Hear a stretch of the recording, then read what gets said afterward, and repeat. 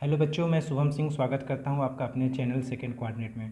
आज से हम लोग प्रीवियस ईयर क्वेश्चन सॉल्व करना स्टार्ट करेंगे। ठीक है, तो देखो सबसे पहले आज हम लोग 2023 के पेपर को सॉल्व करेंगे, जो कि आपका 80 मार्क्स का था और 3 आवर्स का टाइम था आपको सॉल्व करने के लिए। तो पूरा पेपर आपका 5 सेक्शन में डिवाइड होता है, ABCDE। और इसमें जो सेक्शन ए है उसमें टोटल 20 क्वेश्चन आते हैं, 18 क्वेश्चन आते हैं MCQ, और आपके रिमेनिंग 2 क्वेश्चन आते हैं असर्शन रीजन से। असर्शन रीजन क्या है, जब हम आगे क्वेश्चन को देखेंगे तो आपके साथ डिस्कस करेंगे। और जो सेक्शन बी है वो टोटल आपका 21 से 25 क्वेश्चन नंबर यानी 5 क्वेश्चन आता है, सभी 2-2 मार्क्स के होते हैं। और सेक्शन सी होते हैं आपके 26 to 31, जो 60 आंसर टाइप होते हैं और ये 3-3 मार्क्स के होते हैं। और 32 to 35 जो होते हैं ये आपके लॉन्ग आंसर होते हैं, बड़े वाले, ये सब 5-5 नंबर के होते हैं। और जो 36 से 38 होते हैं ये केस स्टडी होते हैं, ये भी आपको हम लोग क्वेश्चन के थ्रू ही डिस्कस करेंगे। और इसमें टोटल 3 क्वेश्चन है, एक क्वेश्चन 4 नंबर का होता है। और इसमें जो मार्क्स का डिवीज़न होता है 1 मार्क्स, 1 मार्क्स और 2 मार्क्स होता है, मतलब 3 क्वेश्चन रहेंगे, 4 नंबर के रहेंगे। तो ठीक है, तो आज हम लोग इस वीडियो में सेक्शन ए को डिस्कस करेंगे, मतलब 18 क्वेश्चन ऑब्जेक्टिव और 2 MCQ। तो चलिए हम लोग स्टार्ट करते हैं। ये जो पेपर आपका 2023 का है। तो देखो फर्स्ट क्वेश्चन में क्या बोला जा रहा है आपके, फर्स्ट क्वेश्चन में बोला जा रहा है कि the ratio of HCF to LCM of the least composite number and least prime number is कितना होगा। तो आपको सबसे पहले पता होना चाहिए कंपोजिट नंबर क्या होते हैं। कंपोजिट नंबर मतलब एक ऐसे नंबर जिसका फैक्टर 2 से ज़्यादा हो, मतलब कोई नंबर हम ले लेते हैं, मान लो 4 ले लिए। ठीक है, क्या नंबर ले लिए, 4। और इस 4 क्या होगा, फैक्टर मतलब ये कितने नंबर से डिवाइड होने पे रिमाइंडर 0 आ जाएगा। तो 1 से भी हो जाएगा, 2 से भी हो जाएगा और ये 4 से भी हो जाएगा। तो यानी इसके फैक्टर कितने हो गए, 3 हो गए। जब कभी भी किसी भी नंबर के फैक्टर 2 से ज़्यादा हो तो उस नंबर को हम लोग बोलते हैं कंपोजिट नंबर। और बोला रहा है लिस्ट कंपोजिट नंबर, मतलब सबसे पहले फर्स्ट वाला कंपोजिट नंबर। तो जो फर्स्ट कंपोजिट नंबर होते हैं वो क्या होते हैं हमारा, ये होते हैं आपके 4। अब इसी तरह सेकंड बात कर रहा है लिस्ट प्राइम नंबर, मतलब फर्स्ट प्राइम नंबर सबसे छोटा प्राइम नंबर की बात कर रहा है। तो क्या हो जाएगा हमारा, जो प्राइम नंबर होता है एक ऐसा नंबर जिसके केवल 2 फैक्टर हो। 2 फैक्टर मतलब एक 1 से होना चाहिए, दूसरा सेल्फ नंबर होना चाहिए। तो जो सबसे लिस्ट प्राइम नंबर होता है वो क्या होता है, 2 होता है। तो देखो इन दोनों को हमको HCF रेशियो लेना है, HCF टू LCM का। तो सबसे पहले हमें दोनों नंबर मिल गया, कौन कौन, लिस्ट। अगर हम बात करें लिस्ट कंपोजिट नंबर का, तो लिस्ट कंपोजिट नंबर हमको क्या मिल गया, ये हो गया हमारा 4। और हम इसी तरह लिस्ट प्राइम नंबर की बात करें तो लिस्ट प्राइम नंबर क्या मिल गया हमको, 2। अब इन दोनों को हमको HCF और LCM निकाल लेना। तो सबसे पहले हम फैक्टर लिख लेते हैं, ये हो जाएगा 2 × 2, और 2 का लिखेंगे तो केवल 2 ही रह जाएगा। अगर हम यहाँ से LCM निकालेंगे तो LCM हो जाएगा 2 × 2 इज इक्वल टू 4। और HCF कितना हो जाएगा, HCF का मतलब हो जाएगा दोनों में कॉमन हो। तो दोनों में कॉमन केवल 2 है तो HCF हमारा 2 हो जाएगा। अब हमें क्या करना है, इनका रेशियो लेना है, HCF टू LCM लेना है। तो HCF अपन यदि हम LCM कर दें तो हमारा HCF है 2 और LCM है 4, और इसको सॉल्व कर देंगे तो 1/2 आ जाएगा। यानी हमारा ऑप्शन कौन सा करेक्ट हो गया, ऑप्शन नंबर ए हमारा जो होगा वो करेक्ट हो जाएगा। ठीक है, तो ये बहुत सिंपल क्वेश्चन थे। अब आ जाइए क्वेश्चन नंबर 2 पे, देखिए क्वेश्चन नंबर 2 क्या कह रहा है। क्वेश्चन नंबर 2 कह रहा है the root of equation x² + 3x - 10 = 0। तो देखो इसको सॉल्व करने के बहुत सारे तरीके हैं, तो आपको जो सिंपल वे तरीका होगा वो मैं आपको बता दूंगा।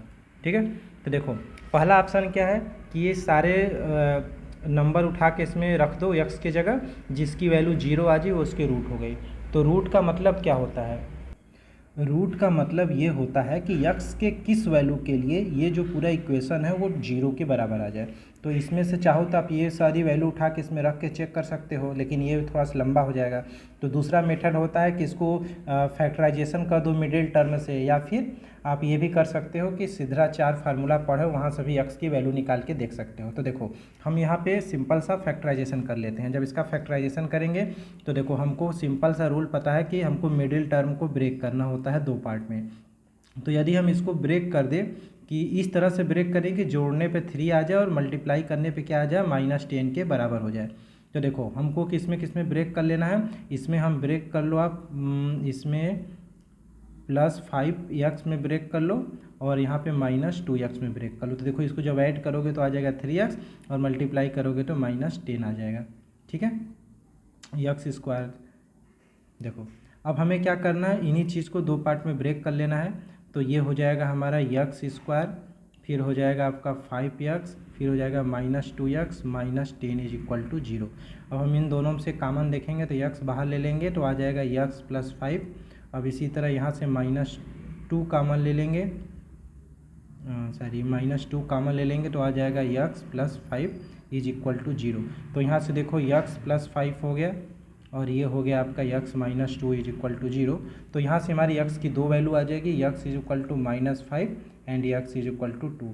तो यही हमारा क्या हो जाएगा आंसर। आप देखो ऑप्शन में मैच कर रहा है, तो ऑप्शन नंबर 2 है। एक वैल्यू 2 आ रही है, एक वैल्यू -5, यानी इसमें भी ऑप्शन 1 हमारा करेक्ट हो गया।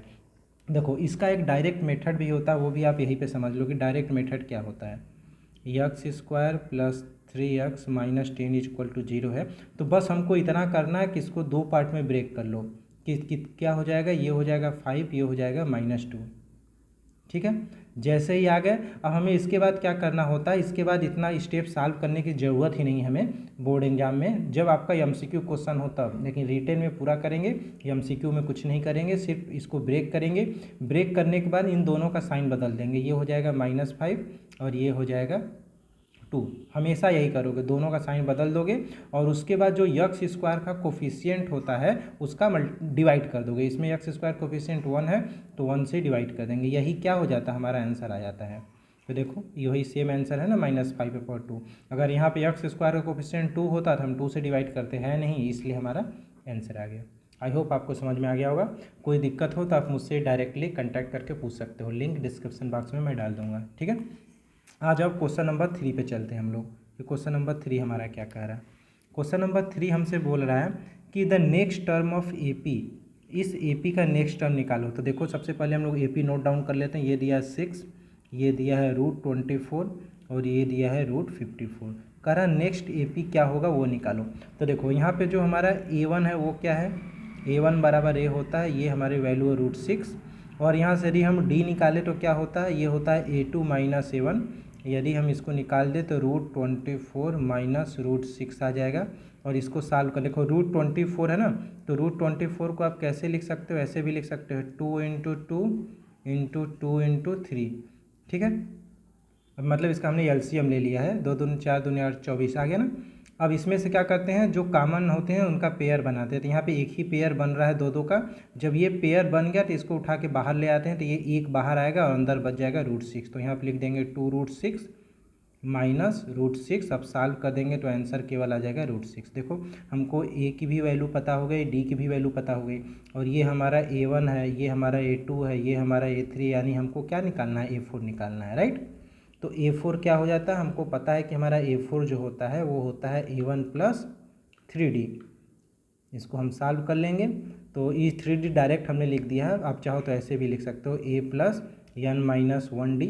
अब यहाँ पे हमने सारा वैल्यू पुट कर दोगे, A की जगह हमने ये वैल्यू रख दिया है A1 प्लस n की वैल्यू कितनी है, 4 है तो 4 - 1 3D, इसीलिए हमने डायरेक्ट लिख दिया था यहाँ पे, ठीक है। अब यहाँ पे वैल्यू पुट कर दो, ये हो जाएगा √6 प्लस, अब उसके आगे सॉल्व करेंगे तो ये आ जाएगा 3D का मान √6 है, इसको सॉल्व कर देंगे आ जाएगा 4√6। अब हम देखो यहाँ से क्या करेंगे, अब हमारा 4 बाहर है, जब 4 को अंदर भेजेंगे तो क्या होगा, जब 4 अंदर जाता है तो ऐसे 2 बार 4 जाता है। क्यों, क्योंकि हमने ऊपर अभी देखा था कि जब बाहर आता है तो पेयर बना के बाहर लाते हैं तो 1 आता है, अंदर जाएगा तो यानी 2 हो जाएगा। तो 4 × 4 अंदर चला गया, 6 ऑलरेडी है। अब हम इसको सॉल्व कर लेंगे तो 4 4 चौके 16 छक्के 96, यानी आपका 96 क्या आ जाएगा, आंसर आ जाएगा। तो √96 क्या हो गया, यानी ऑप्शन नंबर आपका बी हो गया करेक्ट, ठीक है। देखो अब आ जाओ हम लोग किस पे चलते हैं, अपने क्वेश्चन नंबर 4 पे चलते हैं, देखते हैं कि हमारा क्वेश्चन नंबर 4 क्या हमसे कह रहा है। देखो क्वेश्चन नंबर 4 हमसे कह रहा है कि डिस्टेंस ऑफ पॉइंट इतना फ्रॉम एक्स एक्सिस, एक पॉइंट गिवन दिया हुआ है, बोल रहा है कि उसको एक्स एक्सिस से कितना डिस्टेंस होगा वो निकालो। तो चलो आ जाते हैं अपने क्वेश्चन नंबर 4 पे। तो सबसे पहले हम इसको अपने ग्राफ से ही ड्रा कर सॉल्व कर लेते हैं, ठीक है। देखो ये हो गया हमारा x, ये हो गया हमारा x' मतलब नेगेटिव साइड, ये y और ये हमारा y', ये हमारा होता है ओरिजिन मतलब 0, 0। अब हमको देखना क्या है, एक पॉइंट ढूंढना है -1 कामा सेम है, दूसरा यक्स एक्सिस। तो एक यक्स एक्सिस से इस पॉइंट की डिस्टेंस पूछ रहा है। तो ये पॉइंट कहाँ पे है, ये हमारा है यक्स इक्वल टू -1, ये हमारा -1 होता है।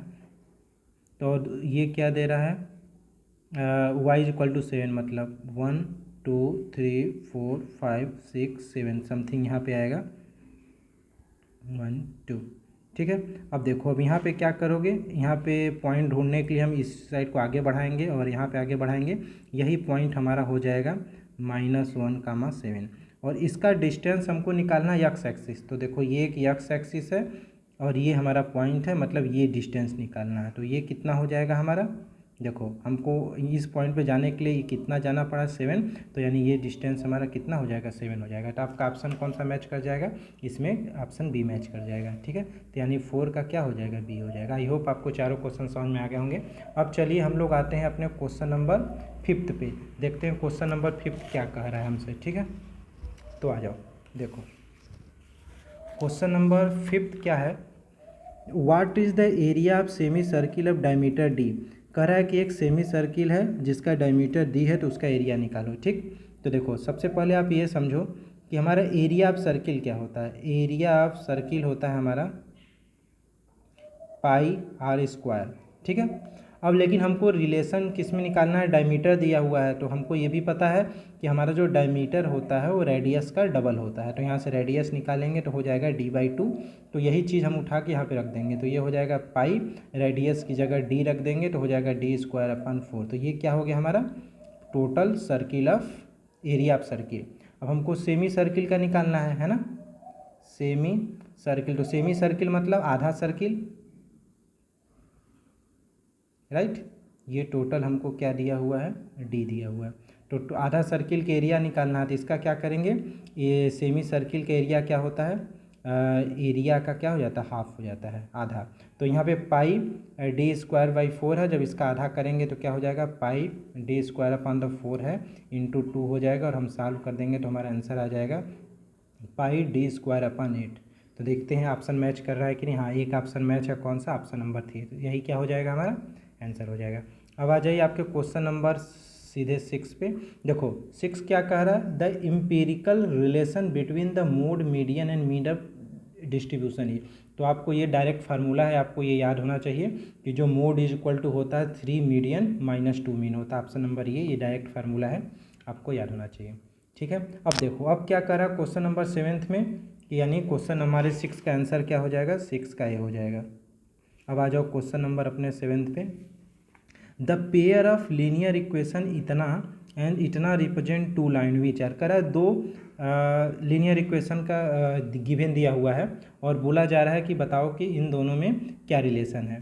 ठीक है, इंटरसेक्टिंग लाइन है, पैरेलल लाइन है कि कोइंसिडेंट लाइन है। चलो हम लोग देख लेते हैं, हम लोग को रिलेशन ऑलरेडी पता है तो हम ओरिजिनल फॉर्म में अपने इस इक्वेशन को रिप्रेजेंट कर लेते हैं। ये क्या दिया है, ये दिया है 2x is equal to 5y + 6। तो इसको हम शिफ्ट कर लेते हैं इधर, ये हो जाएगा 2x माइनस 5y बराबर 6।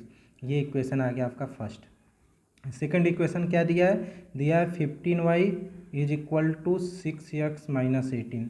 तो इसमें हम 15y को उधर ले जाएंगे तो ये हो जाएगा 6x माइनस 15y और 18 को उधर भेज देंगे तो हो जाएगा 18। ये इक्वेशन आ गया आपका 2।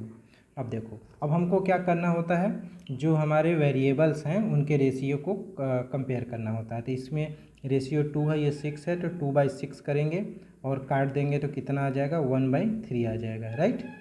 अब इसी तरह हम इनकी बात करेंगे, ये -5 और -15 है, तो ये हो गया -5, ये हो गया -15। अब 15, अब इसको काटेंगे तो माइनस माइनस कैंसिल, ये भी कट के क्या आ गया 1/3। अब इसी तरह ये 6 है, 18 है, ये 6, ये है 18, इनको भी काट देंगे तो क्या आ जाएगा 1/3। मतलब सारा रिलेशन क्या आ गया, ये आ गया, ये आपस में तीनों बराबर हैं। तो यहाँ से हम बोल सकते हैं जब हमारा रेशियो ये A1/A2 is equal to B1/B2 is equal to C1/C2 आता है, तो हम बोलते हैं कि ये हमारा रिलेशन कौन सा होता है, ये रिलेशन होता है हमारा कोइंसिडेंट का। मतलब एक लाइन के ऊपर ही हमारी जो दूसरी लाइन है वो आ जाएगी। ठीक है, तो यानी हमारा ऑप्शन कौन सा मैच कर जाएगा, थर्ड मैच कर जाएगा, सी वाला। ठीक है, अब आ जाइए क्वेश्चन नंबर 8 पे, देखते हैं कि क्वेश्चन नंबर 8 हमारा क्या कह रहा है। क्वेश्चन नंबर 8 हमसे कह रहा है कि if alpha and beta are the zero of polynomial इतना then the value of alpha plus beta. कह रहा है कि एक पॉलिनोमियल गिवन दिया हुआ है, कौन सी पॉलिनोमियल है, यक्स स्क्वायर माइनस वन। बोला इसके दो जीरोज हैं, जीरोज है, एक है अल्फ़ा एक बीटा। तो कह रहा है कि अल्फ़ा प्लस बीटा निकालो, मतलब सम ऑफ जीरोज निकालो। तो हमको पता है सम ऑफ जीरोज क्या होते हैं, माइनस बी बाई ए। और हम अगर इस पॉलिनोमियल में देखें तो हमारा जो b की वैल्यू है वो जीरो आ रही है ना, क्योंकि b यक्स का टर्म ही नहीं है। तो यहाँ से यानी अल्फ़ा प्लस बीटा की वैल्यू क्या आ जाएगी, जीरो आ जाएगी। जब b का वैल्यू ही नहीं है तो ऊपर b की वैल्यू जीरो, a की वैल्यू वन, यहाँ से आंसर कितना आ जाएगा हमारा, जीरो आ जाएगा। तो यानी ऑप्शन कौन सा मैच कर जाएगा, ऑप्शन नंबर डी मैच कर जाएगा। ठीक है, देखो इस तरह इस क्वेश्चन को एक तरह से और लगा सकते हो, कैसे, अगर हम इस पॉलिनोमियल को जो है यक्स स्क्वायर माइनस वन इसको लिख सकते हैं यक्स प्लस वन और यक्स माइनस वन में, आपको पता ही होगा। अब इसको यदि हम सॉल्व करेंगे तो यक्स की दो वैल्यू निकल के आएगी, कौन कौन, x is equal to minus one और x is equal to plus one. तो यही दोनों क्या होता है, एक होता है अल्फ़ा एक होता है बीटा। अब हमको अल्फ़ा प्लस बीटा बोल रहा है, तो अगर हम इन दोनों को जोड़ देंगे माइनस वन प्लस वन तो सॉल्व होकर जीरो ही आएगा। तो आप ऐसे भी सॉल्व कर सकते हो, डायरेक्ट सम ऑफ जीरोज के फार्मूला से भी अप्लाई कर सकते हो। ओके, आ जाइए क्वेश्चन नंबर 9 पे, देखते हैं क्वेश्चन नंबर 9 क्या कह रहा है हमसे। देखो क्वेश्चन नंबर 9 हमसे बोल रहा है कि if the pole 6 metre high cast a shadow of 2√3 metre, ठीक है, long on the ground then sun elevation is. कह रहा है कि एक हमारे पास पोल है जिसकी हाइट है 6 मीटर। कह रहा है कि यहाँ पे सन है, ठीक, कह रहा है कि हम इस सन की वजह से इस पोल की जो शैडो है वो कितनी दूर बन रही है, ये बन रही है 2√3 मीटर। तो कह रहा है कि एलिवेशन बताइए, ठीक है, ये पूछ रहा है। अब देखो, अब हमको क्या पता है कि यदि हम इसको मान लेते हैं ए, इसको मान लेते हैं बी, इसको मान लेते हैं सी। यदि हम इसको इस फार्मूले में tan थीटा का वैल्यू लगा दें, क्या लगा दें, tan थीटा। तो tan थीटा हमको पता है क्या होता है, हाइट अपन बेस। तो इसका हाइट कितना दिया है 6 मीटर, बेस दिया है 2√3। यदि हम इसको सॉल्व करेंगे तो ये आ जाएगा 3 इज इक्वल टू 3/√3 आ जाएगा। जब हम इसको और अच्छे से सॉल्व कर लेंगे तो √3 से भी कैंसिल आ जाएगा। 3/√3 को यदि हम सॉल्व करेंगे तो ये कट के √3 केवल आ जाएगा, कितना आ जाएगा, √3। जब हमको पता है कि tan थीटा का मान √3 तो कितने का मान √3 होता है, तो ये हो जाता है आपका theta is equal to 60 degree. जब theta is equal to 60 degree का मान √3 होता है तो आंसर क्या हो जाएगा आपका 60 डिग्री। ऑप्शन कौन सा मैच कर रहा है, ऑप्शन नंबर ए मैच कर रहा है। ठीक है, अब आ जाइए हम लोग आगे बढ़ते हैं। आगे में क्या कर रहा है कि क्वेश्चन नंबर 10 में, ठीक, देखते हैं क्वेश्चन नंबर 10 क्या कह रहा है हमसे। क्वेश्चन नंबर 10 कह रहा है sec theta can be express in term of cos theta. कह रहा है कि जो सेक थीटा है उसको काट थीटा के टर्म में हमको रिप्रेजेंट करके बताओ। चलो ठीक है, तो कह रहा है सेक थीटा को किसके टर्म में रिप्रेजेंट करना है, काट थीटा के। चलो आ जाइए, आपको एक फार्मूला याद होगा, क्या है, क्या याद होगा, ये है आपका 1 + tan square theta is equal to sec square theta, आपको याद होगा। ठीक है, तो यहाँ से हमको किसकी वैल्यू निकालनी है, सेक थीटा की वैल्यू निकालनी है। तो यदि हम सेक थीटा की वैल्यू निकालने के लिए पहले इसको काट थीटा में बदल लो तो क्या हो जाएगा, 1 + tan का उल्टा होता है काट, तो ये हो जाएगा 1 + cot square theta is equal to sec square theta. ठीक है, अब इसको अरेंज करके सॉल्व कर लो, तो ये हो जाएगा आपका काट स्क्वायर थीटा +1 अपान काट स्क्वायर थीटा। कैसे सॉल्व किया हमने, एलसीएम लेके सॉल्व किया है, या फिर आप डायरेक्ट बटरफ्लाई मेथड लगा सकते हो। बटरफ्लाई मेथड क्या होता है, इसका मल्टीप्लाई इसमें, तो 1 × काट इतना आ गया, 1 × 1 इतना आ गया, और नीचे का मल्टीप्लाई नीचे is equal to sec square theta. अब यहाँ से सेक थीटा की वैल्यू निकालेंगे। जब हम यहाँ से सेक थीटा की वैल्यू निकालेंगे तो ये सब क्या हो जाएगा, रूट में हो जाएगा काट स्क्वायर थीटा +1 अपान काट स्क्वायर थीटा। तो यहाँ से देखो ये डबल है तो ये एक बाहर आ जाएगा, तो ये हो जाएगा ऊपर काट स्क्वायर थीटा +1 और अपान में काट थीटा, और ये हमारा रूट में आ जाएगा, is equal to sec theta. तो देखो हमारा आंसर कोई मैच का, आई होप मैच कर रहा होगा। कौन सा ऑप्शन मैच कर रहा है, ऑप्शन नंबर सी। तो क्या हो जाएगा, सी हमारा क्या हो जाएगा, करेक्ट हो जाएगा। ठीक है, अब आ जाते हैं हम लोग क्वेश्चन नंबर 11 पे, देखते हैं क्वेश्चन नंबर 11 हमसे क्या कह रहा है। क्वेश्चन नंबर 11 कह रहा है 2 dice are thrown together, 2 dice है जिसको हम एक साथ थ्रो करेंगे, तो कह रहा the probability of getting difference of number on their upper face is equal to 3। देखो कह रहा है कि हमारे पास 2 डाइस है, ठीक है,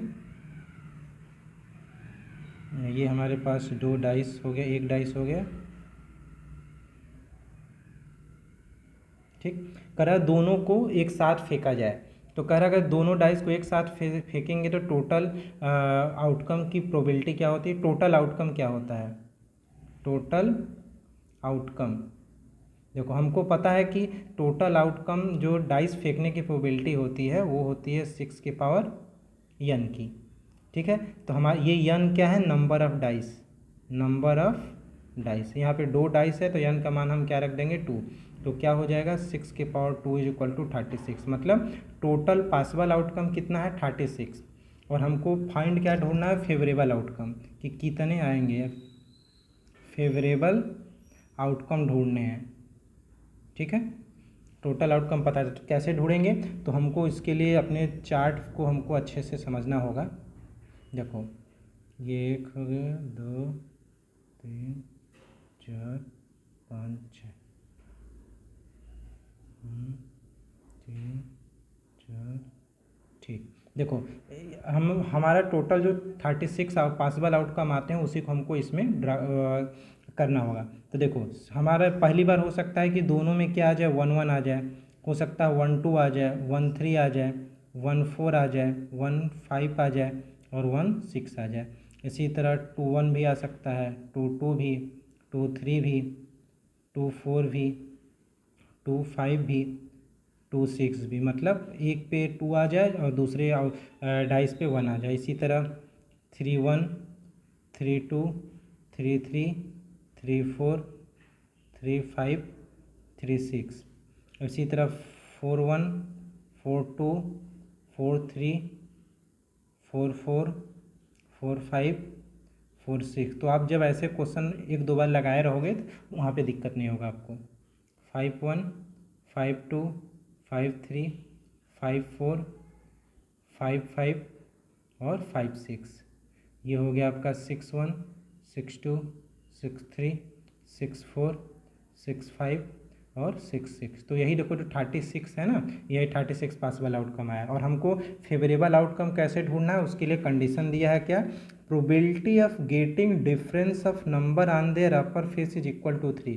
मतलब जब हमने डाइस को फेंकेंगे अपना तो उस पर दोनों के ऊपर एक नंबर लिखा रहेगा, तो उनका जो अंतर होना चाहिए, डिफरेंस होना चाहिए, वो 3 होना चाहिए। तो जिसको एक डाइस फेंके दोनों पे 1 1 आ गया तो इनका डिफरेंस क्या होगा 0, इसका 1, इसका 2, इसका 3, इसका डिफरेंस क्या होगा 3 होगा।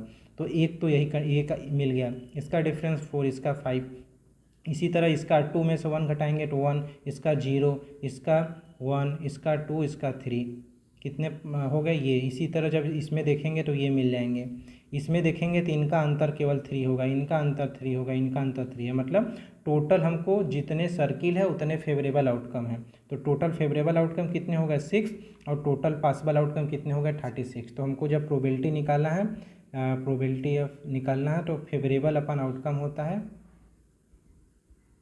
फेवरेबल कितना है अपन possible outcome, total possible outcomes, ठीक है। तो देखो favourable outcome total possible outcome हो गया, तो हमारा फेवरेबल कितने हैं 6 और टोटल पॉसिबल आउटकम किन 36, काट देंगे तो आंसर आ जाएगा 1/6। तो देखो हमारा आंसर आया 1/6, सी ऑप्शन है।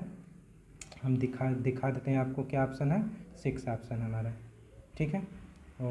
ओके, तो आ जाइए अब हम लोग चलते हैं अपने क्वेश्चन नंबर 12 पे चलते हैं, ठीक है।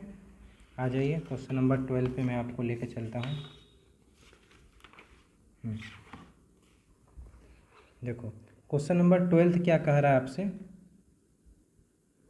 क्वेश्चन नंबर 12 कह रहा है कि in the given figure triangle A B C and triangle P Q R are similar, ये दोनों आपस में सिमिलर है। तो कह रहा है A C is equal to 6 है, B C is equal to 5 है, Q R is equal to 3 है, तो P R is equal to x है। तो इसमें एक्स की वैल्यू निकालिए।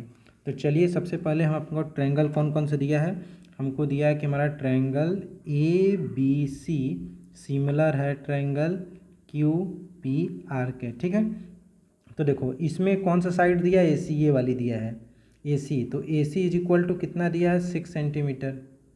इसमें इस फिगर इसकी बात कर रहा है, तो इसके करस्पॉन्डिंग साइड कौन सा होगा, हमारा QR होगा। AC के करस्पॉन्डिंग साइड QR होगा, तो QR का मान दिया, हाँ दे दिया है, कितना दिया है, QR is equal to 3 centimetre.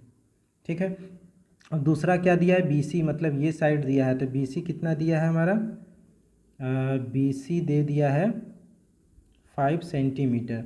तो यानी हमको BC 5 दिया, तो PR मालूम होना चाहिए, तो PR कितना हो जाएगा, PR दिया, हाँ अच्छा PR तो x दे दिया, इसी की मान हमको क्या करना है, निकालना है। तो चलो, हमको पता है कि जब दो ट्रायंगल सिमिलर होते हैं तो उनके साइड का रेशियो क्या होता है, आपस में बराबर होता है। मतलब यदि हम बोल दे AC upon BC is equal to QR upon PR हो जाएगा। तो इसकी वैल्यू रख लो, AC की वैल्यू 6 है और हमारा BC की वैल्यू 5 है और ये हो जाएगा, ये 3 है, तो ये हमारा x हो जाएगा। हम इसको सॉल्व करेंगे तो कितना हो जाएगा, करके देख लेते हैं। Cross multiply 6x is equal to 3 into 5, तो x is equal to 3 into 5 upon 6, ये हो जाएगा 2 और हम सॉल्व कर लेंगे तो 2.5 आ जाएगा। तो हमारे x की वैल्यू क्या आ जाएगी, 2.5 सेंटीमीटर। ठीक, आई होप आपको अच्छे समझ में आ गया होगा। ठीक है, तो चलिए आ जाइए आगे क्वेश्चन पे आते हैं, क्वेश्चन नंबर 13 पे। देखो, कह द डिस्टेंस बिटवीन इतना एंड फ्रॉम ओरिजिन, इसका डिस्टेंस निकालना है ओरिजिन से। देखो, ओरिजिन का कोऑर्डिनेट क्या होता है, हमको पता है कि जो ओरिजिन होता है उसका कोऑर्डिनेट हमारा 0,0 होता है। तो एक पॉइंट ये हो गया और दूसरा पॉइंट हमको ऑलरेडी गिवन दिया हुआ है -6,8, -6,8। तो हमको क्या करें, इनके बीच में डिस्टेंस निकालिए, यानी हम डिस्टेंस फार्मूला लगाएंगे। तो हमारा फार्मूला क्या होता है, x2 माइनस x1 का whole square plus y2 minus y1 का होल स्क्वायर। तो इसी फार्मूला अपनी वैल्यू पुट कर देते हैं। x2 का मान क्या है, -6 और इसका मान है 0, तो -6 का होल स्क्वायर आ जाएगा प्लस 8 माइनस 0, तो 8 का स्क्वायर हो जाएगा रखने पे। और हम इसको सॉल्व करेंगे तो हमारा आ जाएगा 6 6 जाए 36 प्लस 64 इज इक्वल टू आ जाएगा √100, और हम इसको सॉल्व कर लेंगे तो हमारा 10 आ जाएगा। सेंटीमीटर है, मीटर है, कोई नहीं, 10 यूनिट आ जाएगा। यही क्या आ जाएगा, हमारा आंसर हो जाएगा। यानी हमारा ऑप्शन नंबर कौन सा मैच कर जाएगा, ये भी देख लेते हैं। ऑप्शन नंबर डी मैच कर जाएगा। ओके, अब बात चलते हैं हम लोग क्वेश्चन नंबर किस पे, क्वेश्चन नंबर 14 पे। हाँ, तो देखो क्वेश्चन नंबर 14 क्या कह रहा है हमसे, करें in the given figure PQ is a tangent to the circle with centre O। ठीक है, PQ हमारा टेंजेंट है एक सर्किल के जिसका सेंटर O है, और इसमें दे दिया है कि हमारा P का एंगल और Y का एंगल क्या है, x और y है। और ये हमको पता है कि अगर कोई टेंजेंट सर्किल पे बनाता है तो हमेशा 90 डिग्री होता है, तो x प्लस वाई का मान पूछा रहा है। तो देखो, ये बहुत ही सिंपल है। आपको पता है कि एक ट्रायंगल है, ठीक, तो एक ट्रायंगल में तीनों एंगल का सम क्या होता है, x प्लस वाई प्लस ये तो 90 डिग्री दिया है, ये हो जाएगा 90 degree is equal to 180 degree होता है, राइट। तो यहाँ से हम डायरेक्ट निकाल लेंगे x plus y equal to 90, उधर जाके घट जाएगा तो हमारा कितना आ जाएगा, 90 डिग्री आ जाएगा। ये था 14 का, ये बहुत ही सिंपल था। तो यानी आपका आंसर कौन हो जाएगा, ऑप्शन नंबर बी हो जाएगा। ठीक है, अब इसी तरह आपके क्वेश्चन नंबर 15 पे आ जाइए, देखते हैं क्या कह रहा है। करें in the given figure TA, नहीं दिख रहा है, ठीक है, अब दिख रहा है। इन the given figure TA, correct figure है TA में TA एक टेंजेंट है अब सर्किल का जिसका सेंटर O है, और उसमें हमको OT का मान दे दिया है 4 सेंटीमीटर, और ये एंगल एक दे दिया है 30 डिग्री। कर रहा है कि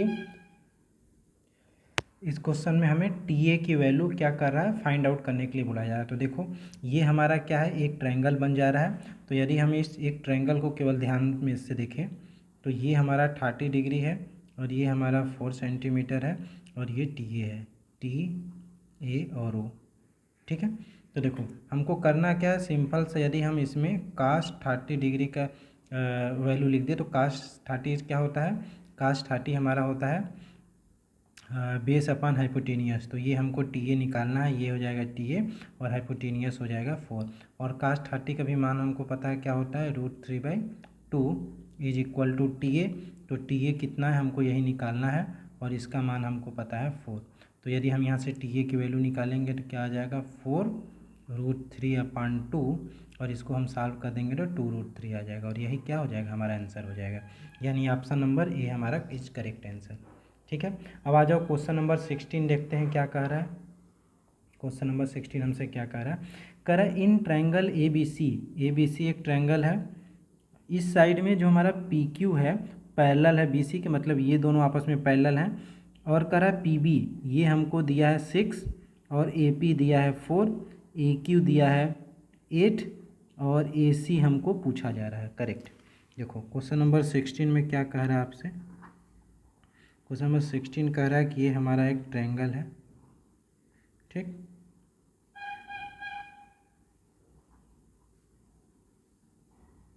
ये हो गया पी क्यू, ये दोनों आपस में पैरेलल है। तो देखो अब ये दोनों आपस में पैरेलल है तो हमको पता है कि ये एंगल क्या होगा, करस्पॉन्डिंग साइड आपस में बराबर होंगे, ये भी आपस में बराबर होंगे और ये कॉमन है। इसका मतलब ये वाली ट्रायंगल और ये बड़ी ट्रायंगल आपस में क्या हो गई, अगर हम बात करें ए पी क्यू तो ये सिमिलर हो जाएगी ट्रायंगल ए बी सी के, ये दोनों सिमिलर हो गई। जब ये दोनों सिमिलर हो गए तो हम ऐसे लिख सकते हैं ए पी बराबर A B is equal to, किस साइड की बात कर रहा है, हमारा ए सी। ठीक है, इसको लिख सकते हैं ए क्यू अपान ए सी के बराबर लिख सकते हैं। ठीक, तो देखो हमको ए पी का मान पता है क्वेश्चन में, हाँ पता है, कितना पता है, A P is equal to कितना है 4, तो यहाँ पर लिख लो 4, और ए बी हमको पता है पूरा ए बी, तो देखो ए पी हमको पता है 4 और हमको पी बी भी पता है, पी बी कहाँ पे दिया है, ये दिया है पी बी 6, तो ये 4 है ये 6 है, तो टोटल कितना हो जाएगा ए बी, ये हो जाएगा 10। इसी तरह ए क्यू हमको दिया है 8 सेंटीमीटर और ये हमको निकालना है। ठीक है, तो चलो हम लोग निकाल लेते हैं, क्या हो जाएगा, ये हो जाएगा 4x is equal to 8/8 into 10। अब यहाँ से x की वैल्यू सॉल्व करेंगे तो कितना आ जाएगा 8 इंटू 10/4 और हम इसको सॉल्व कर देंगे तो हमारा आंसर निकल के आ जाएगा 20 सेंटीमीटर। ठीक है, तो ऑप्शन कौन सा मैच कर रहा है ऑप्शन, आइए हम लोग देख लेते हैं कि ऑप्शन नंबर कौन सा हमारा मैच कर रहा है। ये वाला हमारा ऑप्शन मैच कर रहा है बी, यानी 20 आंसर। ठीक, हम लोग को 16 क्वेश्चन हो चुके हैं, अब हम लोग आ जाते हैं अपने क्वेश्चन नंबर 17 पे। करा alpha and beta are the zeros of polynomial इतना देन इतनी की वैल्यू बताइए। करा अल्फ़ा बीटा इसके जीरोज हैं, तो जीरोज का मतलब हम लोग बार बार डिस्कस कर चुके हैं कि यक्स की कौन सी वैल्यू जिस पे ये पॉलिनोमियल जीरो आ जाए। तो चलो सबसे पहले हम लोग इन्हीं को सॉल्व कर लेते हैं, मतलब 1/अल्फ़ा प्लस 1/, यदि हम बीटा को सॉल्व करेंगे तो क्या आ जाएगा, नीचे आ जाएगा अल्फ़ा बीटा, ऊपर आ जाएगा बीटा प्लस अल्फ़ा, यानी sum of zeros upon product of zeros. इसी की वैल्यू हमको क्या करनी है, निकालनी है। और हमको जो पॉलिनोमियल पी एक्स गिवन दिया है वो क्या दिया है 4x² माइनस 3x माइनस 7। तो यहाँ से हमको अगर डायरेक्ट अप्लाई कर दे सम ऑफ जीरोज तो होता है -b/a, अगर हम इसकी वैल्यू सॉल्व कर देंगे तो निकल के आ जाएगा 3/4, और अल्फ़ा इंटू बीटा करेंगे तो ये होता है c/a, अगर इसको सॉल्व कर लेंगे तो -7/4। तो यही दोनों वैल्यू हम लोग क्या करते हैं, उठा के इसमें रख देते हैं। चलिए इस इक्वेशन में रख के देखते हैं क्या आएगा। बीटा प्लस अल्फ़ा का मान रखेंगे, मतलब ये हो जाएगा 3/4, और इसी तरह इसको रखेंगे तो -7/4, ये 4 कैंसिल आउट हो गया, आंसर आ जाएगा -3/7। तो देखो आपका आंसर मैच कर रहा है डी वाला -3/7। ठीक है, अब आ जाओ क्वेश्चन नंबर, हम लोग आ जाते हैं क्वेश्चन नंबर 18 पे। देखो क्वेश्चन नंबर 18 क्या कह रहा है, क्वेश्चन नंबर 18 कह रहा है card is drawn at random from well shuffled pack of 52 card. हमको पता है कि टोटल 52 कार्ड होते हैं, तो कह रहा है उसमें से एट रैंडम एक कार्ड हम लोग क्या करते हैं, बाहर निकाल लेते हैं। कह रहा है the probability that card drawn is not an S is, कह रहा है कि वो जो कार्ड होना चाहिए एस नहीं होना चाहिए, उसकी क्या प्रोबेबिलिटी होगी। तो देखो ये बताओ, हमको पता है कि टोटल पॉसिबल आउटकम क्या होगा, टोटल पॉसिबल आउटकम्स हमारा हो जाएगा 52, क्योंकि 52 में से कोई भी आ सकता है। और हमको ये भी पता है कि जो हमारा एस होता है टोटल 4 कार्ड होता है।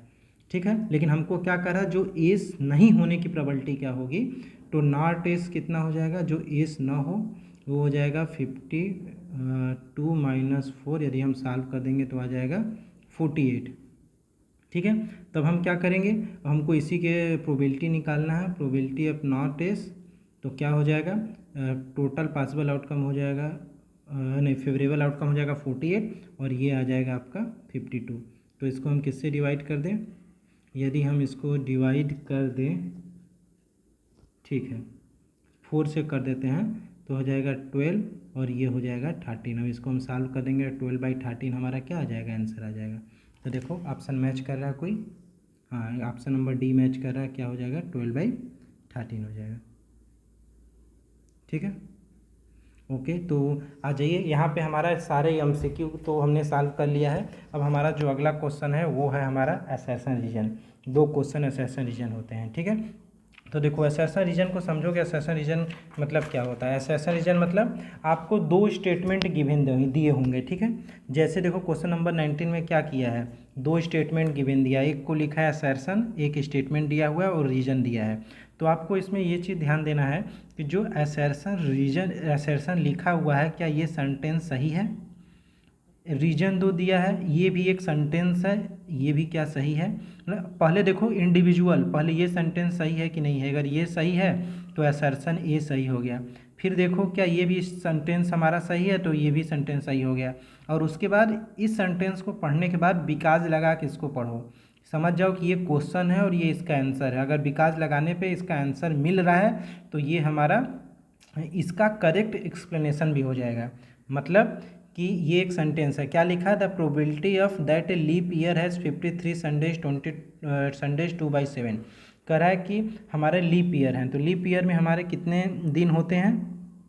लीप ईयर में हम सबको ही पता है कि होते हैं हमारे 366 डेज होते हैं, राइट।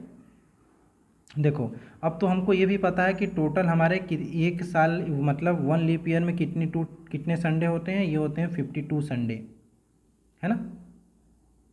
और कितने दिन बच जाते हैं? 2 डेज बच जाते हैं। तो देखो यहाँ से हमको सिर्फ इन्हीं को देखना है, 2 डेज को। क्यों कह रहा है कि लीप ईयर में कितने संडेज आएंगे? तो 52 संडेज तो आएंगे ही आएंगे हर साल, और बचे हमारे कितने? 2 डे। तो उस 2 दिन में कोई भी दिन हो सकता है। हो सकता है कि संडे प्लस मंडे आ जाए, फिर हो सकता है मंडे प्लस ट्यूसडे आ जाए, ट्यूसडे प्लस वेंसडे आ जाए, Wednesday plus Monday Tuesday Wednesday Thursday आ जाए, फिर थर्सडे प्लस फ्राइडे आ जाए, फिर फ्राइडे प्लस सैटरडे आ जाए, फिर सैटरडे प्लस संडे आ जाए। तो यहाँ पे संडे आ रहा है, यहाँ पे संडे आ रहा है, मतलब कि टोटल 2 बार संडे आ सकता है। कितने बार में? 1 2 3 4 5 6 7। मतलब टोटल पॉसिबल आउटकम क्या हो गए? Total possible outcome is equal to 7 हो गए। लेकिन आ कितने बार सकते हैं संडे? केवल 2 बार। तो पॉसिबल आउटकम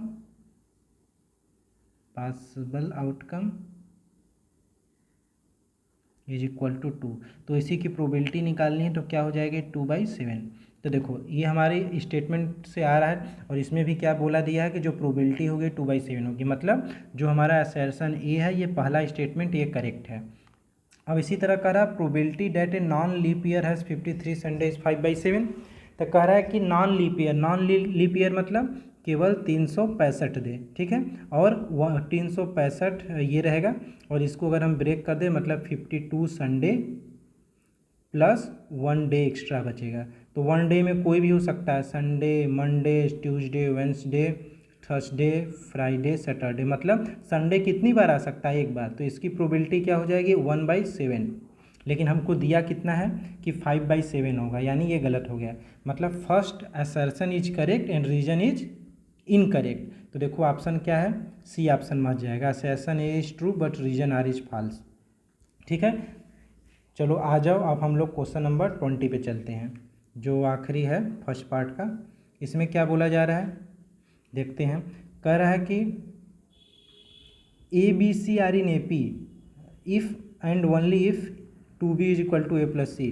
कह रहा है कि अगर हमारा ये बोल रहे हैं ए बी सी अगर ए पी में है, तो ये कब ए पी में होगा? जब 2b बराबर a प्लस सी होगा। तो चलो हम लोग चेक कर लेते हैं।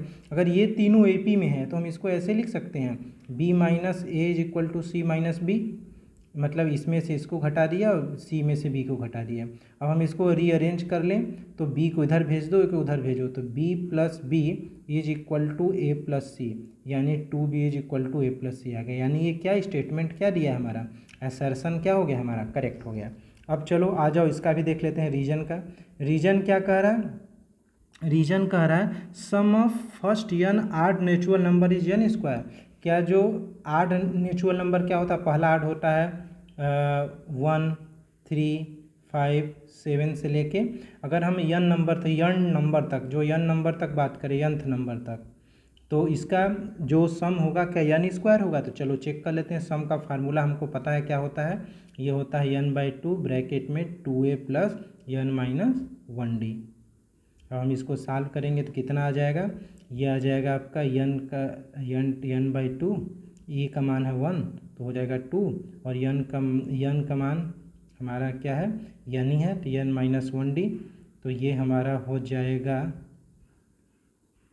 n माइनस 1, और d का मान क्या रख देंगे, d इन दोनों का अंतर कितना है 2। तो चलो इसको सॉल्व कर लो। जैसे ही सॉल्व करेंगे n/2 ब्रैकेट में 2 प्लस 2n माइनस 2, तो ये 2 कैंसिल हो गए। अभी आ जाएगा n/2 ब्रैकेट में 2n, तो ये 2 कैंसिल हो गया, हमारा आंसर निकल के क्या आ गया, n स्क्वायर आ गया। मतलब देखो ये भी रीजन भी क्या हो गया हमारा सही है, इसमें हमारा असर्शन भी सही है, रीजन भी सही है। तो लेकिन हमको क्या चेक करना है कि जो रीजन है ये इस असर्शन का करेक्ट एक्सप्लेनेशन है कि नहीं। तो हमने क्या बोला था, असर्शन पढ़ने के बाद बिकॉज लगाओ, ABC are in AP if and only if 2B is equal to A plus C, because the sum of first n odd natural number is n square. क्या इसका इस असर्शन का ये आंसर लग रहा है, नहीं लग रहा है, यानी आपका ऑप्शन कौन हो जाएगा, बी। मतलब both assertion A and reason R true but reason R is not correct explanation of assertion A. मतलब रीजन आर जो है ए का करेक्ट एक्सप्लेनेशन नहीं है। आई होप आपको समझ में आ गया होगा। लेकिन यदि आपको कोई भी दिक्कत हुआ हो किसी भी क्वेश्चन में, तो आप मुझसे डायरेक्टली कांटेक्ट कर सकते हो, उसका लिंक मैं आपको डिस्क्रिप्शन बॉक्स में दे दूंगा। और मेरा डेली फ्री डाउट क्लास भी चलता है, जिसमें आप मैथ एंड साइंस का कोई भी क्वेश्चन कॉल करके पूछ सकते हो, और उसकी कोई चार्ज नहीं लगती है, ठीक है। ये सिर्फ आप लोग को हेल्प के लिए है। ओके, आई होप आपको अच्छा लगा हो, तो आप मेरे चैनल को सब्सक्राइब करें और वीडियो को लाइक करें। मिलते हैं नेक्स्ट वीडियो में, तो इसका सेकेंड पार्ट के साथ, सेकेंड ऑब्जेक्टिव क्वेश्चन।